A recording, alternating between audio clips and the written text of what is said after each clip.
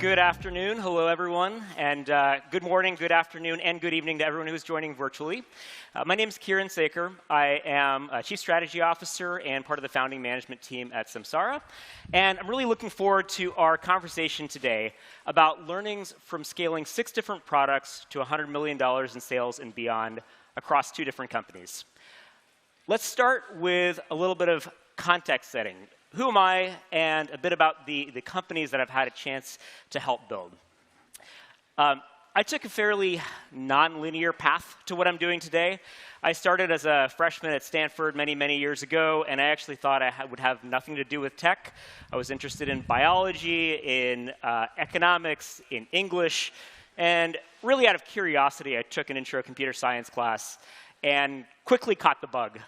It turned out that I loved it, and I had a knack for it, and I went all in. I also had the serendipity to be down the hall my freshman year from someone named Sanjit Biswas. Sanjit and I became close friends. We had a lot of adventures together, and we partnered together in a number of computer science courses together. And when we graduated, this is coming out of the dot-com crash, he went off to grad school at MIT, and I became a software engineer at Apple. I spent a few years as an engineer at Apple and then got the startup bug, joined a 5-person startup, and the company ended up not working out, but I learned so much and had incredible experiences. Meanwhile, Sanjit was off at MIT working with his lab mate, John Bickett, doing research into wireless networks. This is the early days of Wi-Fi, think early to mid-2000s. And at the time, large-scale wireless networks were really expensive and complex, and they were working on using commodity hardware and intelligent software to make these big networks easy and affordable. And they started getting a lot of interest into their work, so they actually left MIT and created a company, Meraki, commercializing their work. And they built a really incredible product, but they were having trouble selling it scalably. And this is 15 years ago, right? So before we had communities like SaaStr, before we had a lot of the best practices that we enjoy today in technology sales, it was still a bit of a dark art. And one evening, Sanjit called me up. He said, hey, look, what we're trying, it's not working. We're going to do something different. You want to come aboard and try to figure out marketing from first principles? And so I hung up the phone and thought, well, that was funny. Of course, that doesn't make any sense. I've got this great career in engineering. I love it. And I woke up next morning, came to my senses, realized that someone was going to pay me to do something that I'd never done before, and I got to work with super smart people. So of course, the answer had to be yes. And put my engineer hat combined with my brief dabbling in English and economics and said, OK, how do we figure out how to build a lead gen funnel? How do we do PR and create a brand? What do enterprise customers want to hear about? How do we go multi-product and go international? And kind of against the odds, we all made it work. And Meraki became a really successful business. It was eventually acquired by Cisco for $1.2 billion. And continues on to this day as a brand within Cisco.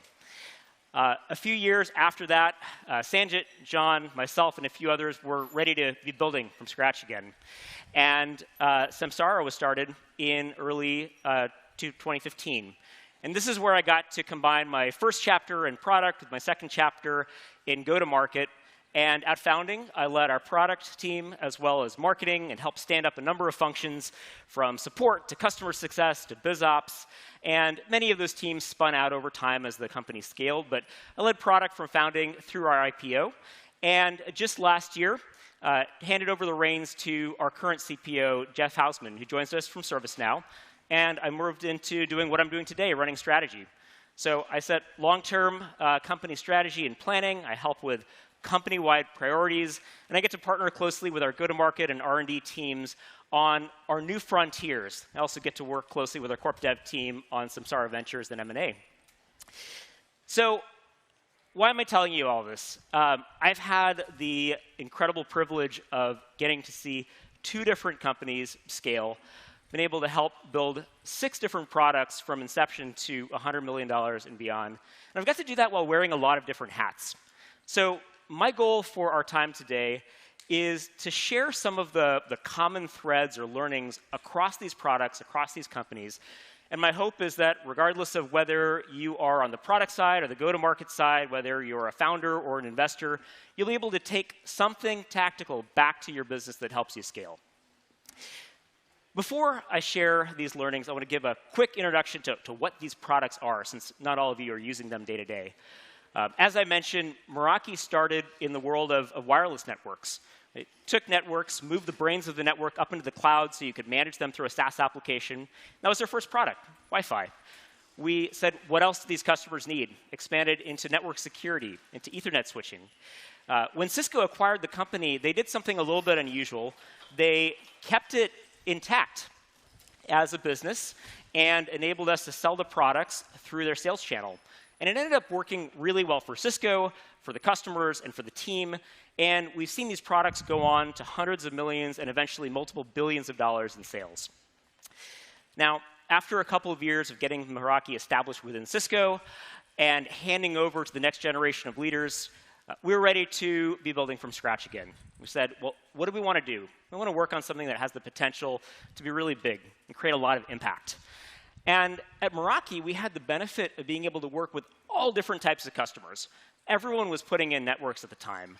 One of the things that we noticed was when we got outside of carpeted office spaces and into the physical world, think construction, manufacturing, food production, agriculture, city government operations, the technology that people had to rely on to do their jobs was just antiquated, right? They were using smartphones, they appreciated technology, but you'd go into their offices and you'd see Windows 95 software, you'd see green screens and mainframes, you'd see paper everywhere. And we thought about this. Why is that? And it turns out it makes sense, right? Their operations are out in the physical world. They didn't have the data that you would have in retail or banking or building a software company. And we realized that was about to change, right? Thanks to smartphones, sensors, cameras were getting really inexpensive and low power, so you can start to put them on everything. There's ubiquitous wireless connectivity, so you can collect all this data in the cloud, and you can use new technologies like machine learning and AI to make sense of it. And we got pretty excited, right? We said, this is an area that we're excited to dive into. And that was the genesis for Samsara. So our mission at Samsara is to increase the safety, the efficiency, and sustainability of the physical operations that power our economy. And we do that by enabling our customers to capture data about their physical operations, bringing it into our cloud, and then building software applications on this platform that help them improve their businesses. And as we've gotten deeper and deeper into it, I have become even more inspired about what we're doing and who these customers are. You can see a few of their pictures here. Wide variety of different environments, businesses, use cases. And it turns out that these physical operations industries, they make up 40% of global GDP. And they use a lot of energy, so they're responsible for half of global carbon emissions. And they employ hundreds of millions of frontline workers who are often doing difficult or dangerous jobs. So the opportunity to use software and data to help make these operations, these workers, a bit more effective has been really rewarding. And we found that it has been embraced by the market as well. The company was founded in 2015. We spent our first year building our initial product, vehicle telematics. We quickly learned that all of these industries use vehicle fleets, and that was a way to help all of their operations. A year later, we added our products 2 and 3, connected equipment monitoring, so they could manage their assets, their construction equipment, their generators, and video safety, which uses AI to help coach drivers on the road, bring them home safely. The company grew very quickly, launched our first product and started selling in 2016. About a year later, we were at about $1 million in ARR. And 2.5 years later, we crossed 100 million. We went public in 2021, and we're forecast to end the year at over $1 billion in ARR. So this has been an incredible journey to be on and still very much be a part of. I think what's really interesting, though, is looking back in hindsight. And when we look at these product seeds that we plant, with the right product market fit, the right go-to-market dynamics, and let them compound over time. So here's a screen grab from a talk I gave back in 2011 at Meraki, talking about how he had 18,000 customer networks. At the time, the number seemed huge to us. We thought, hey, how much bigger can it go? I think we can double it. Could we 5x it? Cisco actually shared the number of networks 11 years later in 22. Any guesses what it grew to? Don't be shy, call it out. Million. 4 million. So that's a 200x growth by allowing these products to compound over time. And at Samsara, we're seeing this as well, right? By planting these seeds across multiple products, allowing them to compound and grow, we are one of only 6 public companies that are forecast to end the year at over $1 billion in ARR with over 30% growth and positive free cash flow. So to be clear, these are tremendous team efforts, like literally thousands of people worked on these outcomes and creating this impact. But I think it's really interesting to now look back over these chapters at all of the products that we built that scaled, as well as some of the things that we tried that didn't work out. Right? We skinned our knees a number of times along the way, and to distill lessons that apply across products, across businesses, across end markets. And these are lessons that I found really kind of non-intuitive in the early days. Now having them seen work over and over again, I have a lot of conviction in. So these are the 5 lessons we're going to talk about. First, a single metric that I have come to know and love dearly that helps us guide the decisions of when to scale, when to iterate, when to pivot. Second, the importance of discovering the entire market and mapping out all of the potential verticals for your products early in the process. 3, the incredible power and value of the mid-market segment as a way to start and scale a business. 4th, the importance of building customer feedback into the DNA both of your product team as well as your product itself. And 5th, the importance of going multi-product early, probably earlier than you think you should. So let's dive in. There are so many SaaS metrics out there. They're all valuable in their own way.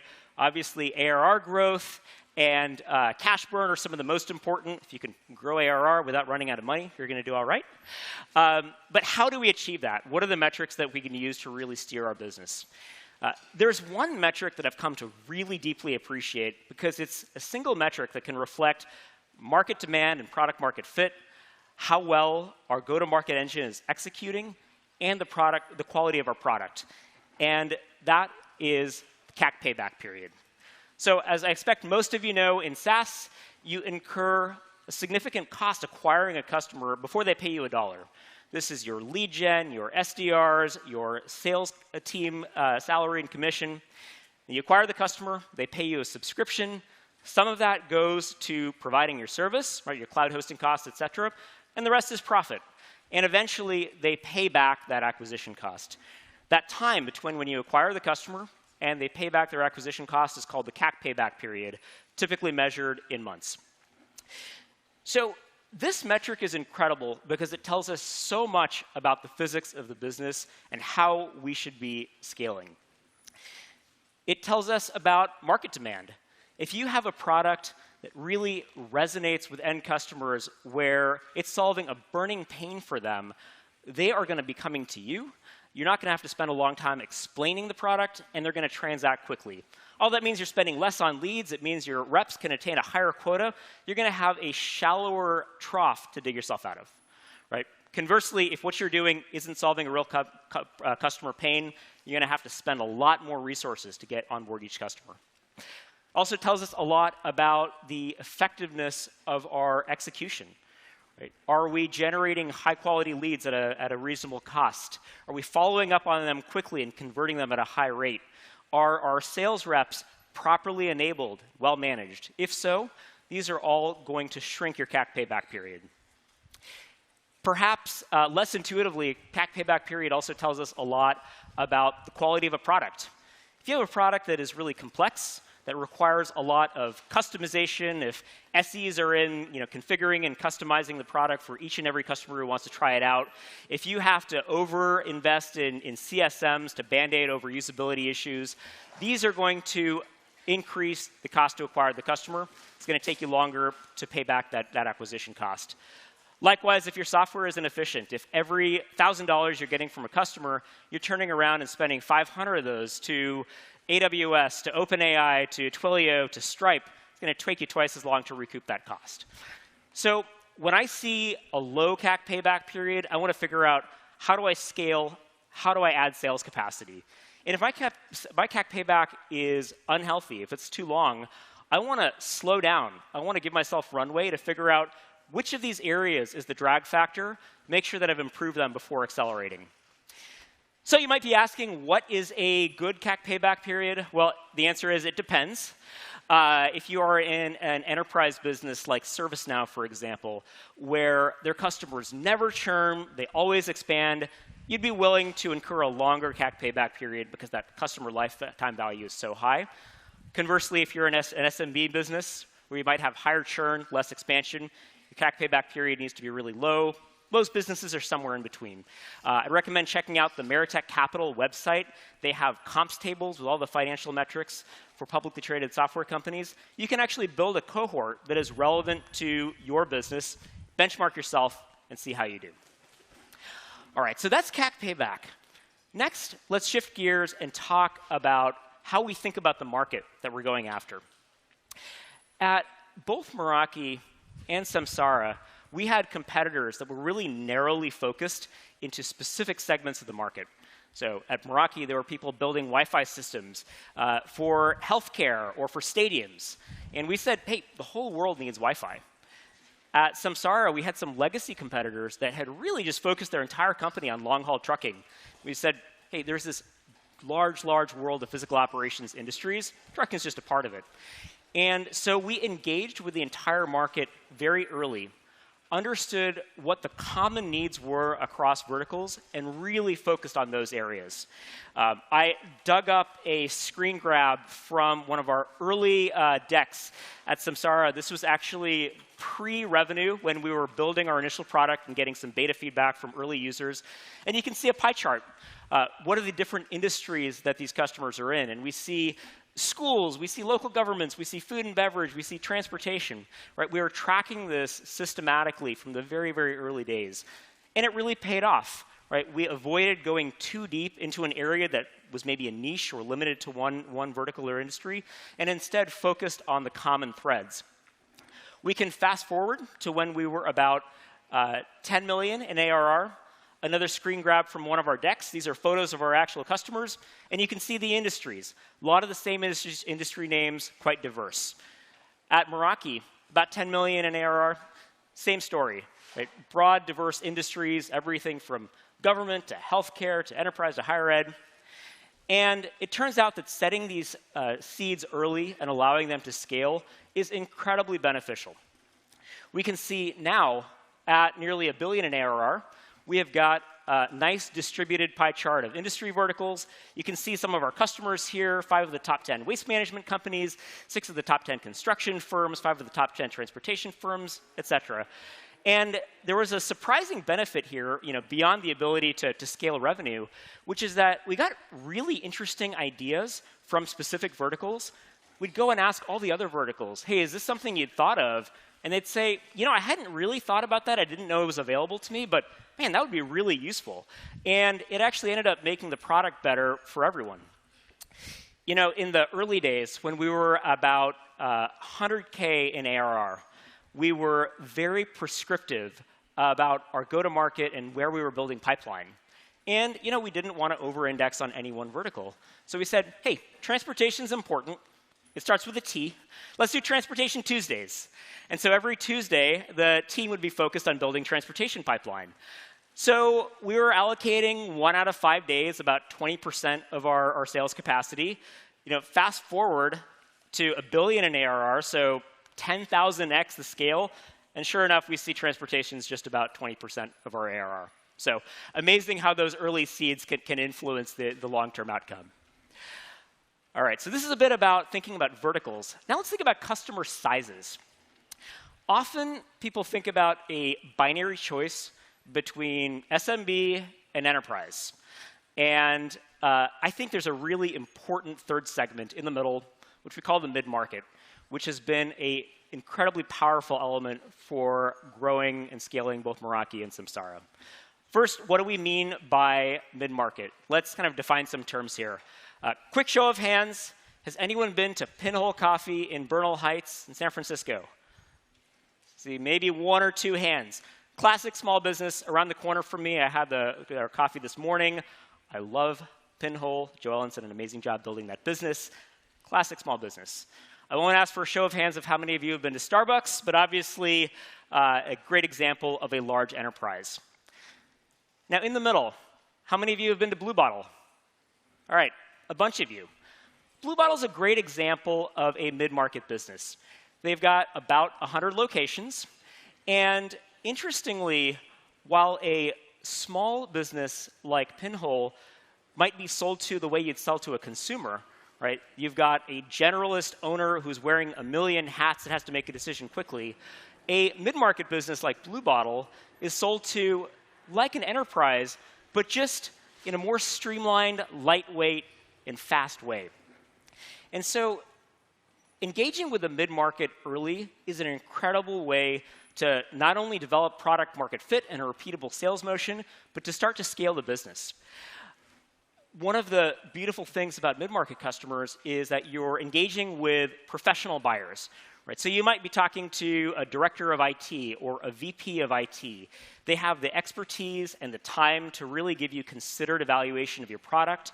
They're going to give you great feedback about what your product does well, where it helps, and what the limitations or gaps are. Unlike an enterprise, they're not going to expect it to be perfectly tailored to their business.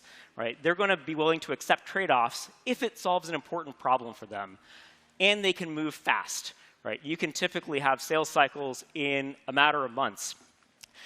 But they will still spend a good amount of money. Right? They'll pay 6-figure ACV relatively frequently, so you can be doing 20, 30, 50, 70K deals into the mid-market. And so your unit economics will support a sales motion that looks like a lighter weight, scaled-down enterprise sales motion.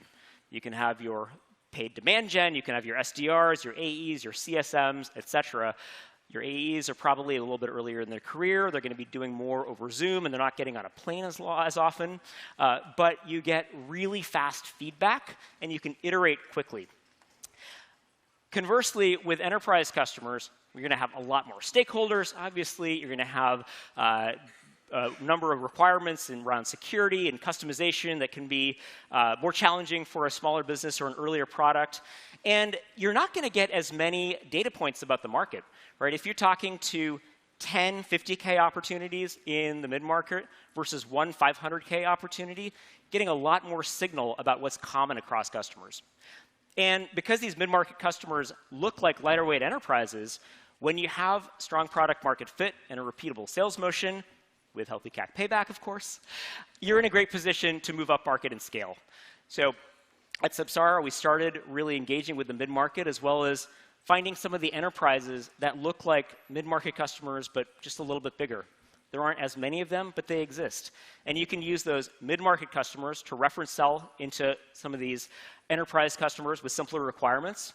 And then over time, you can build out all of the security, the integrations, the organizational maturity to be able to onboard and manage these customers. And this is the journey that we've been on over the last handful of years at Samsara, really expanding up into the enterprise. And now we've got about 1,500 customers paying us $100K or more. We have many dozens of customers paying us $1 million or more. So we've got a really solid enterprise business. But about half of our ARR is still coming from sub-100K customers, which we think of as the mid-market, right? So this is a large segment that you can scale over the long time. Now, when we were talking about mid-market customers, we talked about one of the benefits, which is the quality of the feedback that they give. And I'd like to talk a bit about how we think about gathering feedback in a scalable and structured way and using it to really optimize our product roadmap. In the early days, before we were charging customers, before we had a sales team at Samsara, I actually hired a couple of ADRs and had them cold call into potential customers and have them book demos. We're trying to find people who were willing to take half an hour to come see a product that was in development and give their feedback. And myself or our other product manager would do these demos. We would learn about their environments. We would learn about the problems they were facing and really pressure test. Hey, if we built this, would you be willing to try it out, give us your feedback? And if it solved your problems, would you consider buying it? How much would we pay?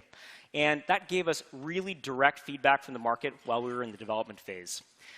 Once we started selling and revenue started to scale, and from that $1 to $10 million phase, it became unfeasible for us to, of course, be on every intro call. So we actually instrumented product feedback into our CRM.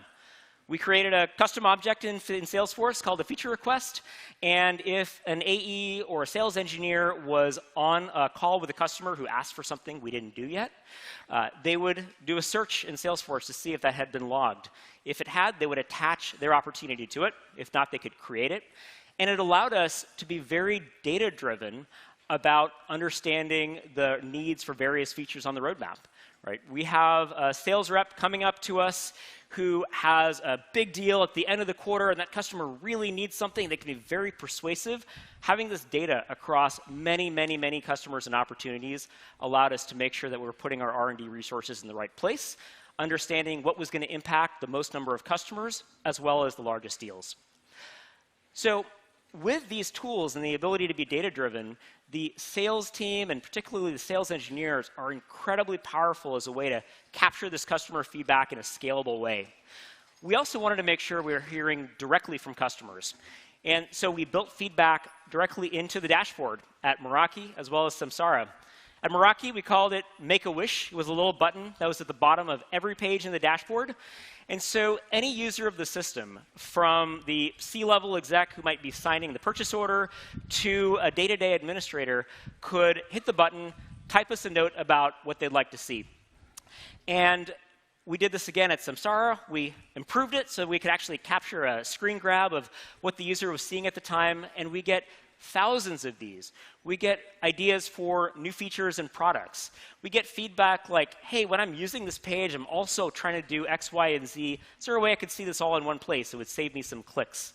Right? We get feedback about new things we can build, and we actually pipe this directly from our application into a Slack channel.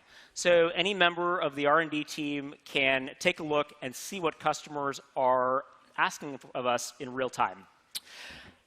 So these techniques, they're very scalable, but they are no substitute for getting out and meeting customers in person. In our line of work, that can be kind of interesting. You might need a hard hat and a safety vest, or sometimes you get to hang out with people who sell beer for a living, which is a lot of fun too. But regardless of who the customers are, the type of feedback and the insights that you get are always so much richer when you're there in person. You can have the casual conversations, you can talk to the day-to-day users, you can take them out for lunch. So I encourage everyone to be doing that regularly. So all of these are ways to help scale products, to get product market fit early, to get the right go-to-market motion, allow them to compound over time. And I hope for all of you, this is not a skill that you use one time, but really something that becomes part of the DNA of your company, and you can do it over and over and over again. Which brings us to my fifth lesson, the importance of going multi-product early. As we saw in our timeline at the beginning, at both Samsara and Meraki, we had multiple products in the first couple of years that eventually ended up scaling to hundreds of millions, or in some cases, billions of dollars in sales. And this is a little bit uncomfortable in a way, right?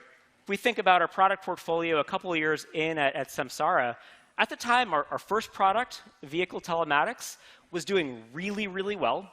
It had a multi-billion-dollar addressable market, and there's a lot that it didn't do yet. There were features and integrations. There were security capabilities for large enterprises that we very rationally could have put all of our resources into. But instead, we said, no, we're of course going to keep investing in and improving our initial product. We're going to take some of our team and have them work on new products and do that very early. And this ended up being incredibly beneficial for a couple of reasons.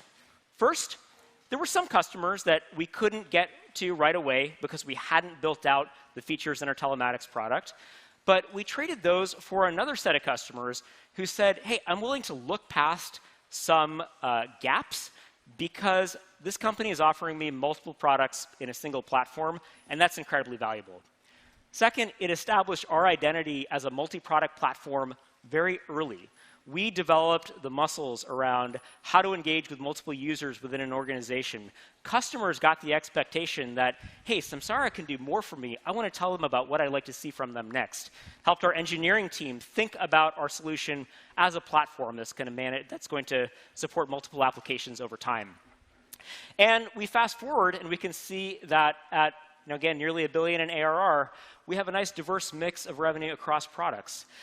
People often say that at $1 billion in ARR, you really need your second product.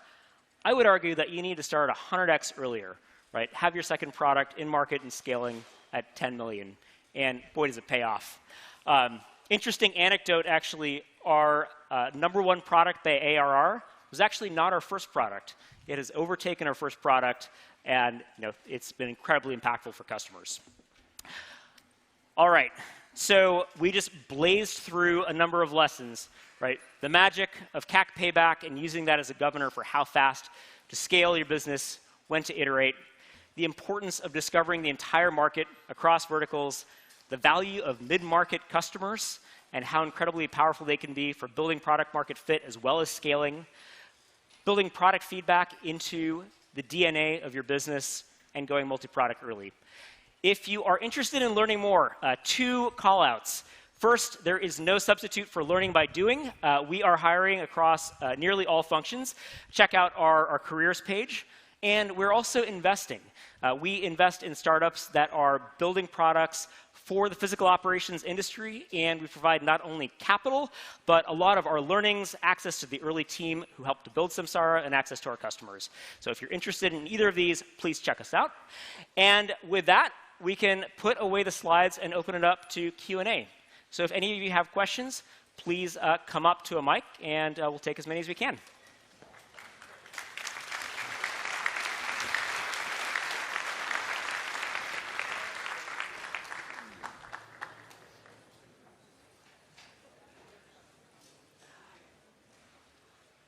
All right.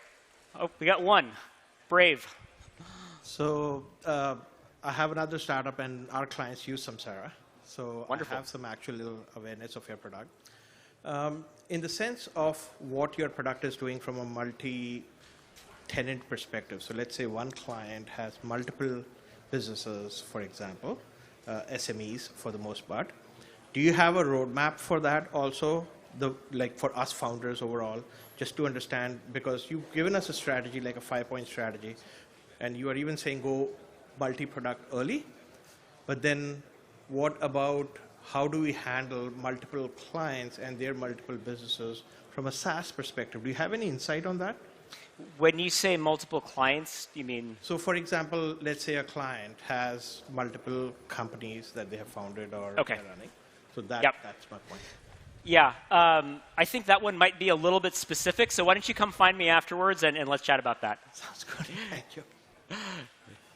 Yeah, go ahead. Hey, Karen, this is Sammy. Nice to meet you. I love everything that you shared. I'm curious, how do you bring multiple teams together to continuously focus on that single-handed vision of like, this is where we want to be? And I'm talking product, sales, customer service, because you can go knee-deep in each product team, and they can diverge very, very quickly. So I'm wondering, how did you bring everyone together? Yeah, I think it really varies by stage, right? So in the early days, literally having everyone in the same room, or now when we're doing new things, having them in the same virtual room, and making sure that the engineers have exposure to what the sales team is hearing, as an example, and really kind of being as open as possible, and at a tactical level as well. So, in the early days, we literally had our sales team, a desk away from our engineers. The engineers hated it from a noise perspective, but it really helped with empathy, right? And we find ways to recreate that virtually now when we have distributed teams. Of course, as the teams get bigger and bigger, that has to become more and more formal. And that's a natural part of scaling. The good news is as you get bigger and bigger, things aren't changing as quickly. We also think about, at Samsara, we're now, 2,500 plus people.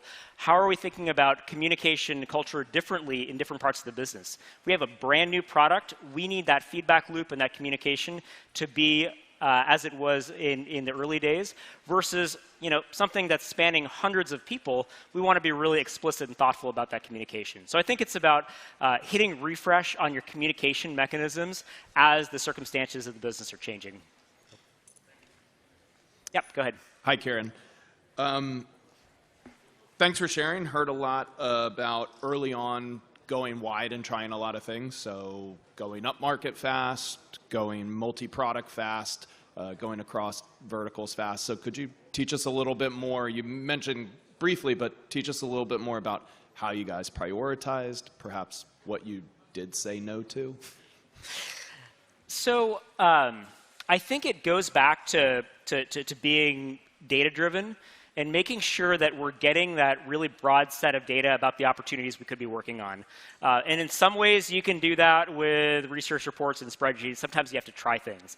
And so that's kind of what I mean about making sure we're trying to sell into each vertical, as an example, or making sure that we're actually learning about different segments of the market in terms of customer size.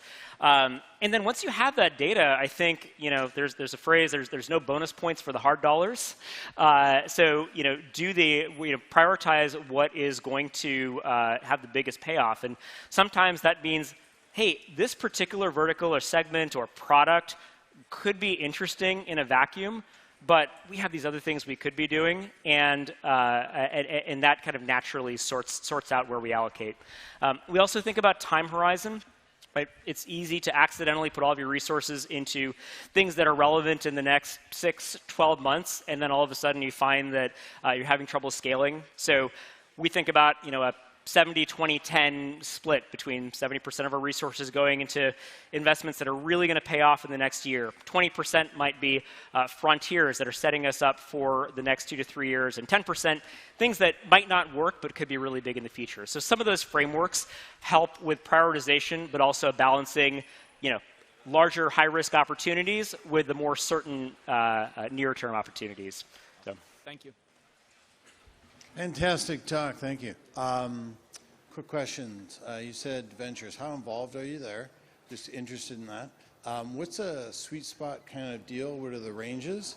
And what excites the most about the ventures group of what they're looking to find? Yeah, I'm very closely involved in our ventures program. I partner with our corp dev team closely on that, and have a chance to spend time with all of our founders, which has been incredible. In terms of some of the things that we're excited about and looking for, I would say that compared to when Samsara was started, there are so many more companies that are building for this world of physical operations. We're seeing a lot more innovation and excitement. So that has been incredible, and it's been great to partner with those founders. Also been interesting to see how the customer relationships that we've developed are able to help some of these companies out in terms of getting market feedback, and in some cases actually being able to sell their product. We're fairly flexible in terms of the stage, et cetera. So we try to maintain flexibility to do what makes sense for both us and for our portfolio companies in terms of sizes, et cetera. But it's been, it's relatively new for us and been really exciting. Awesome, thanks. Hey, nice presentation. With Meraki being in the IT side and then Samsara being in the connectivity side a little bit, how did you guys handle channel as far as customer acquisition, specifically between 5 to 10 million in ARR? Yeah, the channel strategy for Meraki is entirely different than Samsara. Samsara is a predominantly direct sales company. Meraki was almost entirely through a reseller channel. And we always think about it not in terms of what business do we want to build, but how does the customer want to buy? And it turns out that in IT, customers wanted to buy their networking from the same company they bought all of their other infrastructure from, and that was the right channel to go through. We actually tried that in the early days at Samsara, and it wasn't how customers wanted to buy. They wanted to talk directly to us. They wanted us to be involved in their proof of concepts, et cetera. Now at a larger scale, we have different types of channel partners. So we work with commercial insurance companies, for example, and that's been some of those newer channels been working really well. But certainly in that earlier stage, kind of start with how the customer wants to buy and work backwards from that. That's been our philosophy. Hi, Kieran. Thank you for sharing all the slides, especially share about the ICP for Samsara. I visited your HQ in downtown San Francisco. A very nice cafeteria. So my question to you, can you share with me your struggles to acquire the first 10 customers at Samsara? And what's the struggle, what's the issues, and how did you come up with the solutions to find the first 10 real customers? Yeah, I mean the first handful of customers are really hard, and I think we celebrated some of those first 5K deals more than we celebrate six-figure deals now, and they certainly warranted it. There were a couple of things that I think helped in hindsight. One was the way that we did our beta program. So as we were developing the product, got the product in many potential customers' hands, and some of them, were really resonating with what we were building. They ended up giving us the most feedback that we ended up incorporating into the product, and those customers had invested some of themselves into defining the product, and they wanted it to succeed. They also had a need for it. So I think some of those customers were really helpful in the early days. We also, really had a high level of personal touch in those early deals, regardless of the company size. And, to go to a mid-sized customer and have one of the founders or an executive really spend time with them, really understand their business, take their feedback, that is unusual as well, right? And that helps differentiate when you don't have reference customers, when you don't have a brand. And then I'd say last, having a really big funnel. Because you need a lot of at-bats. So some of the things that work for us. Thank you. So I think the line is a lot clearer. Oh, sorry. Missed this whole side. Hey, Kieran. Thank you. Question for you. So over the course of the Samsara journey with so many successful multi-product launches spanning multiple verticals and going for that platform play, I'd imagine there were some big strategic shifts that you had to make. How do you think about rolling that out to the greater organization without it feeling earth-shattering? Yeah, I think of them more as incremental evolutions as opposed to large-scale shifts where we said, hey, everyone needs to change what they're doing or we're changing the focus of the company. It was really about continuously iterating. And as I said with an earlier question, in the early days, the pace and the magnitude of those iterations are bigger, but the team is small, right? So that compensates. Now when we think about how we're iterating, how we're attacking, it is oftentimes in our frontiers, right, where you have the fastest maneuvering, and again, those are smaller teams. And with our broad organization, we have a lot of things that are working, right? So we have product market fit, we have a repeatable sales motion. So it's really about, what are the incremental changes that can allow us to grow faster, to grow more profitably, to expand into new segments.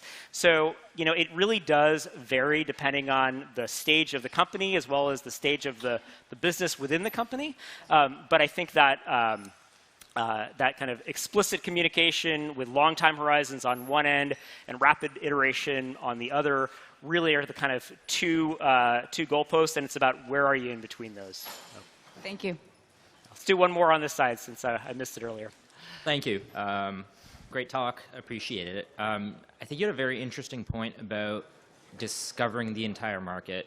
And I think it's interesting because there's this Paul Grahamism that he talks about. Inevitably, a company is going to hit a point in their lifetime where they have to choose between building a little bit of value for a lot of people or building a lot of value for few people. And in the latter scenario, it's an easier path to building a lot of value for a lot of people. Did that make sense first? It did. And I think it's probably a little bit different than our experience. Yeah, I was going to say the question is like when it comes to your point about discovering the entire market, it feels like you take these two pieces of wisdom and it feels like a balancing act, right? So do you have like tactical suggestions for understanding whether you've hit that balance right or whether you've gone too wide or too narrow? Yeah, obviously the details matter a lot, and the answer might be different for different businesses. But for us, we started with saying, hey, this is a really big market. We don't need to close every customer on day one. We want to be doing this for the next 20, 30 years. Can we find sets of customers for whom they can be satisfied with a common set of functionality across verticals? And there, I think just the fact that the market is very big and we don't need to solve every problem for every customer on day one was really beneficial. We certainly found that there were some segments that took us longer to get to because they tended to have more esoteric requirements. And that's okay. We kind of naturally said, hey, we're going to prioritize those further down the list because we have other segments where they're happy with this general solution. We also took a page from the Salesforce playbook and relatively early created an app marketplace where we could have integrations on our platform. So if there is really specific functionality for a given industry and there's a product that does that, we can connect to that solution and solve the problem for the customer that way. That's still a big part of how we solve problems across a wide variety of verticals. And of course, in the early days, it might be us doing the integrations as opposed to the third party, and that shifts over time. But that was an important part as well. That makes sense. Thank you. Hello? We're getting the music, so come on up. I'll take your question live. Thank you all.